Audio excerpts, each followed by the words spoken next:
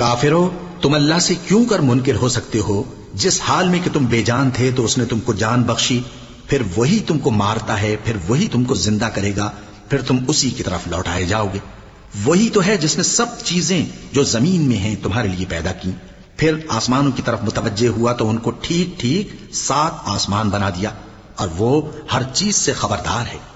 اور وہ وقت یاد کرنے کے قابل ہے جب تمہارے پروردگار نے فرشتوں سے فرمایا کہ میں زمین میں اپنا نائب بنانے والا ہوں۔ انہوں نے کہا، کیا تو اس میں ایسے شخص کو نائب بنانا چاہتا ہے جو خرابیاں کرے اور کچھ تو خون کرتا پھرے؟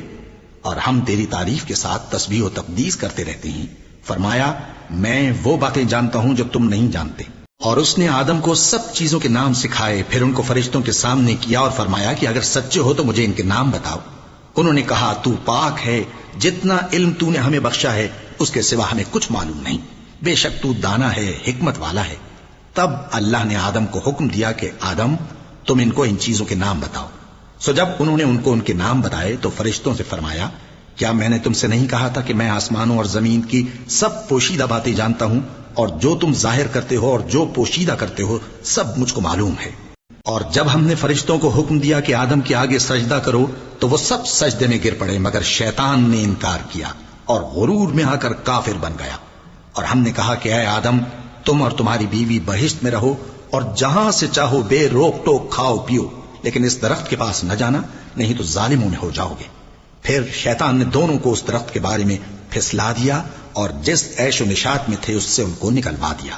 تب ہم نے حکم دیا کہ بہشت بری سے چلے جاؤ، تم ایک دوسرے کے دشمن ہو، اور تمہارے لیے زمین میں ایک وقت تک ٹھکانہ اور معاش مقرر کر دیا گیا ہے۔ پھر آدم نے اپنے پروردگار سے کچھ کلمات سیکھے اور معافی مانگی تو اس نے ان کا قصور معاف کر دیا۔ بے شک وہ معاف کرنے والا ہے، بڑا مہربان ہے۔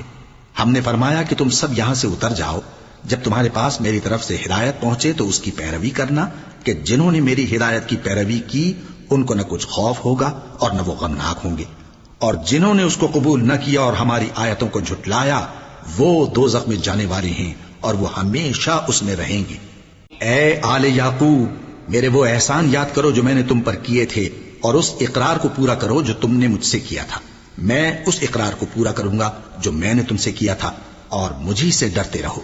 اور جو کتاب میں نے اپنے رسول محمد صلی اللہ علیہ وآلہ وسلم پر نازل کی ہے، جو تمہاری کتاب یعنی تورات کو سچا کہتی ہے، اس پر ایمان لاؤ اور اس سے منکر اول نہ بنو، اور میری آیتوں میں تحریف کر کے ان کے بدلے تھوڑی سی قیمت یعنی دنیاوی منفعت نہ حاصل کرو، اور مجھی سے خوف رکھو، اور حق کو باطل کے ساتھ نہ ملاؤ، اور سچی بات کو جان بوجھ کر نہ چھپاؤ، اور نماز پڑھا کرو اور زکات دیا کرو، اور اللہ کے آگے جھکنے والوں کے ساتھ جھکا کرو۔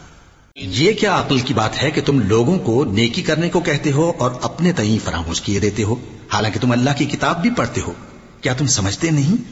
اور رنج و تکلیف میں صبر اور نماز سے مدد لیا کرو، اور بے شک نماز گراں ہے، مگر ان لوگوں پر گراں نہیں جو عجز کرنے والے ہیں، جو یقین کیے ہوئے ہیں کہ وہ اپنے پروردگار سے ملنے والے ہیں اور اس کی طرف لوٹ کر جانے والے ہیں۔ اے یعقوب کی اولاد، میرے وہ احسان یاد کرو جو میں نے تم پر کیے تھے، اور یہ کہ میں نے تم کو جہان کے لوگوں پر فضیلت بخشی تھی۔ اور اس دن سے ڈرو جب کوئی کسی کے کچھ بھی کام نہ آئے، اور نہ کسی کی سفارش منظور کی جائے، اور نہ کسی سے کسی طرح کا بدلہ قبول کیا جائے، اور نہ لوگ کسی اور طرح مدد حاصل کر سکیں۔ اور ہمارے ان احسانات کو یاد کرو جب ہم نے تم کو قوم فرعون سے نجات بخشی۔ وہ لوگ تم کو بڑا دکھ دیتے تھے، تمہارے بیٹوں کو تو قتل کر ڈالتے تھے اور بیٹیوں کو زندہ رہنے دیتے تھے، اور اس میں تمہارے پروردگار کی طرف سے بڑی سخت آزمائش تھی۔ اور جب ہم نے تمہارے لیے سمندر کو پھاڑ دیا، پھر تم کو تو نجات دی اور فرعون کی قوم کو غرق کر دیا، اور تم دیکھ رہے تھے۔ اور جب ہم نے موسیٰ سے 40 رات کا وعدہ کیا تو تم نے ان کے پیچھے بچڑے کو معبود مقرر کر لیا، اور تم ظلم کر رہے تھے۔